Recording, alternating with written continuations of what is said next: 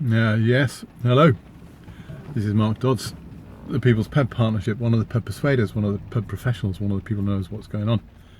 It's been a long time since I last did a post like this, and I kind of gave up because finding a narrative that makes sense about the Great British Pubco scam is just so complicated. It's so intricate. It's so all-encompassing. Distilling it is a challenge, and I need to wear reading glasses. Anyway, it's the end of August, 2015. I haven't done anything like this since last September. So it must be getting on for a year now. Anyway, November the 18th, 2014. Market rent only came into law, passed through the small business bill. It's a year later now. The government decided, in its infinite clapped out establishment wisdom, not to bring the law into effect immediately, but to allow a period of grace before it would come into effect. So it's likely to come into effect sometime May 2016, right? So that's like a year and a half between it passing in the small business bill and it getting into law, into effect.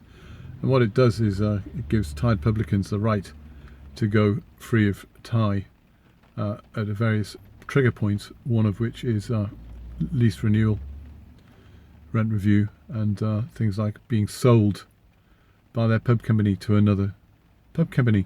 So what the pub companies have been doing in this period is they're cleaning out their they filibustered. They pissed around. They started saying that we were going to take the court. They threatened to take the government to judicial review in the European Union and all this kind of stuff because they felt that their human rights were being contravened, were being infringed, in that they weren't able to shaft their tenants with impunity anymore.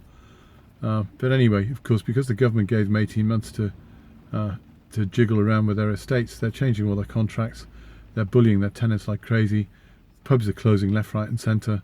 There's a feeding frenzy of property sales, of large numbers of pubs being sold by Marston's and by Punch and Enterprise to other companies. And these other companies, they're not just companies, right?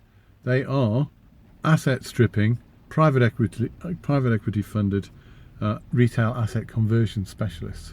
Now, you don't sell 158 pubs as Punch has done to an outfit called New River Retail because you just want to offload a load of pubs, get some cash in to pay down the interest on your debts, and that's all.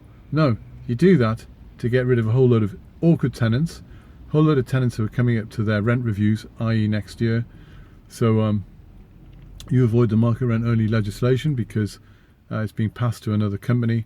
The new company's got less than 500 pubs, so the market rent only legislation doesn't affect them, and the new company just happens to be basically vulture capitalists who are intent upon getting rid of all the tenants in their pubs and converting the pubs into residential or other retail use, or knocking them down, whatever, converting them. And I guarantee you that they are bullying these people, the tenants.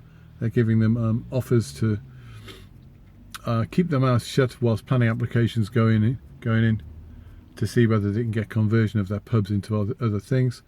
And it's a massive scam. It's a huge, blatant, massive asset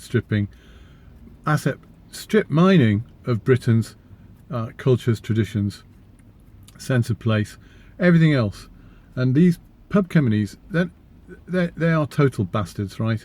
What they're doing is raking in profits on the back of selling off pubs and profiteering supply prices and all the rest of it to their general estate, and diminishing the size of their estates, essentially shrinking the size of the pub company, reducing the overall economic activity of the pub company, making sure that directors get massive bonuses every year, and selling off the hundreds and hundreds of publicans and pubs together